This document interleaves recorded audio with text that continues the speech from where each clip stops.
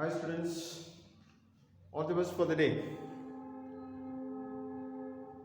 For today's class, we are going to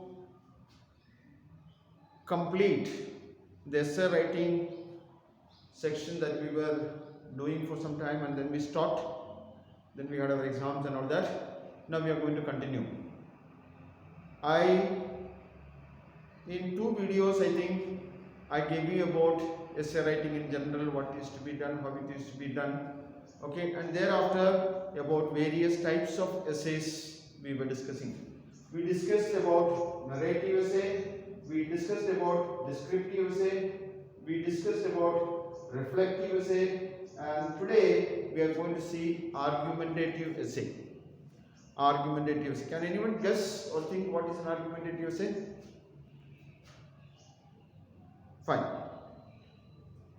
From the name itself, it's easy for you to make out. Okay? Arguing or arguments made. Arguments made means in favor or against something. Or in a simple term to tell you, it is a written form of a debate discussion. That is why this argumentative essay is also known as discursive essay. It is also known as discursive essay because it is done in discussion. Okay, that's what I told you. A simple form, a written form of a debate discussion is what is an argumentative essay. Okay, so here the two sections are there as you understand. Okay, the positive side, the negative side, the strength, the weakness, the merits, the demerits, the support or not supporting it, whatever it is. So one must be very careful in selecting the topic. Okay, you should know how much you know about the given topic. Before you select an argumentative essay, you should think and try to find out how much you know about the topic. If you have got sufficient points on the topic, then you can continue or you can start writing. Again, when I talk about sufficient points, you have to keep two things in mind. As I told you, it's an argumentative. Okay, it has got positive and negative, merits or demerits or things like that. Now, when you write, you cannot write both the aspects of it. You are to write only one side of it. Either you support the motion or the argument, or you don't support the motion or the argument. You cannot say both the positive and negative sides of the topic. Or you cannot say the merits and demerits of only one. Either you select the merits or you select the demerits. Both you cannot. If at all you want, you can take some points of your opponent. That means you are taking positive aspect of it and from the negative side to say that your opponent or people opposing my argument might come up with an argument like this. Only that much you can say, nothing more. That one has to be extremely careful about. Okay, so you should always give thought to the examiner or the person who is reading that you are always supporting or not supporting one side. Fine. If you are supporting the argument, you write only that. Your point should be in support of it. And you can of course give examples, okay, experiences and things like that, or things that are happening in the society. And if you are against the topic, okay, see, let's say sports must be made compulsory in schools. Suppose that is a topic. Give your views for or against the statement. That is a question that you get to write in the examination or in the class also to write. Now, should sports be included or must be included in the school? Now, if you are saying, yes, I believe where sports must be included, it should be made part of the student's curriculum or studies. If you are saying that, then you should only say why sports should be added. Why sports should be part of the syllabus or part of the schooling activity. So one after the other, point by point, in different paragraphs, you can mention that.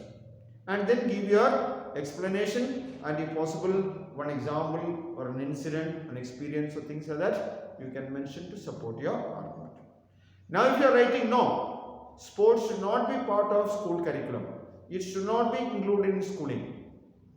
If you are taking that stand, then you should write only that, where it is, where you have to prove that sports should not be part of the schooling activities.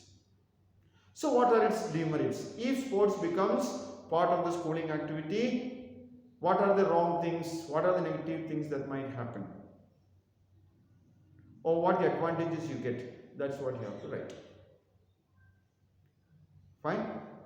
So you have to keep that in mind. Is that clear? So be mindful of these two sections.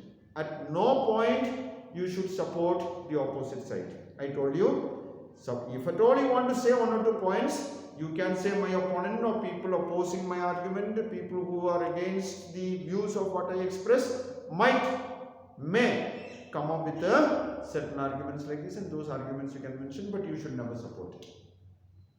Is that clear? That is what is basically an argumentative essay. So I just, with the symbols I made it here, you have to have either positive or negative. Both will be there. You should not look at it. You take only one. And then before start writing, as I told you earlier, think very seriously in deep. Do you have sufficient enough points to discuss this? Fine? That you should keep in mind. Is that clear?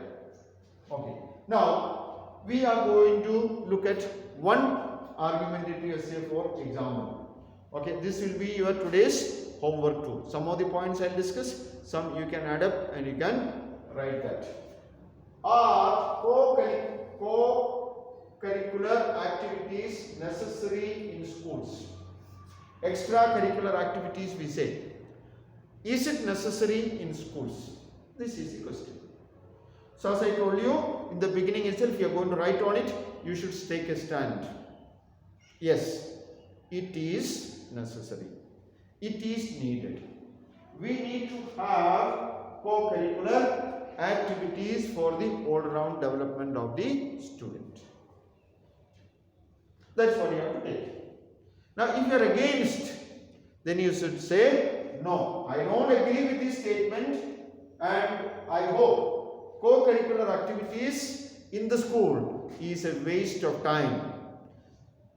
Instead of that, students could be taught more things which is useful for them in their life. You can start your argument like that, and then you can say, following are some of the arguments that I would like to put up in support of my position, or in support of the stand that I have taken above. And then you write out the points. Is that clear? So let's look at it. Are co-curricular activities necessary in schools? Now from my point of view, if I were to write this essay, yes, I would support it. I would support it. So as far as I am concerned, to my knowledge, as far as my point of view goes, co-curricular activities are an essential, or are very important, are very meaningful, are very useful part of school activities.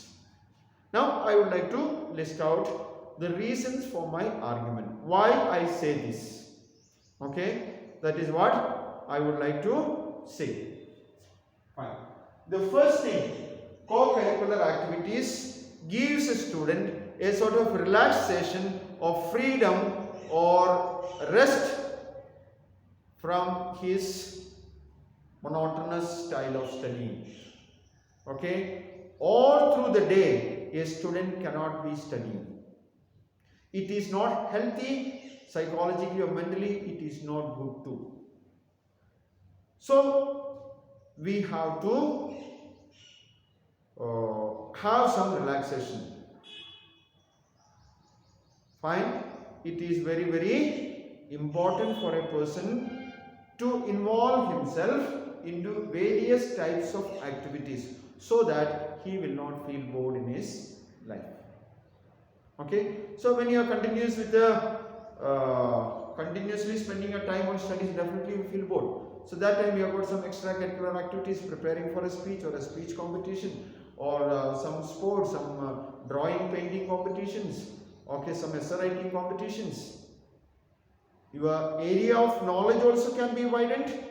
You get a mental relaxation, a physical relaxation also. Instead of always sitting in front of a study textbook, a textbook which you have to study of various subjects, it helps you physically also to do some activities. Okay, various extra related to sports, writing, painting, different cultural activities, all this. Second thing, extracurricular activities help a student to bring out his various hidden talents.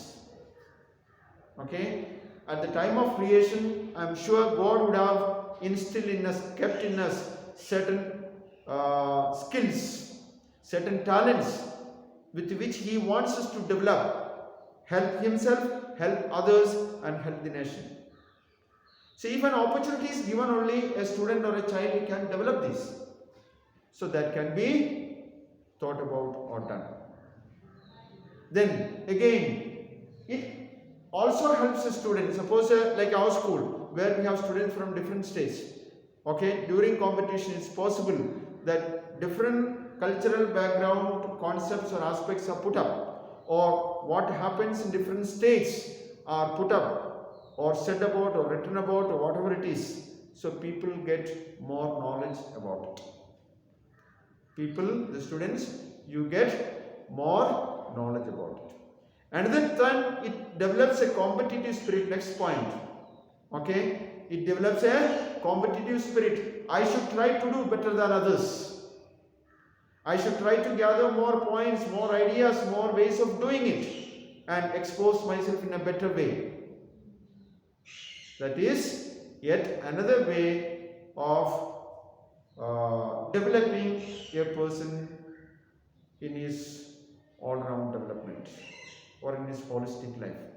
So this way you can write your essay. Take this question. Okay, are co-curricular activities necessary in schools? Express your views in support or against the statement. You can take this as a topic, as a question to write today's homework also. That's all. As I always tell you, please contact me if you need more points or ideas about it. I will be able to give it to you when you contact me over the phone. Thank you.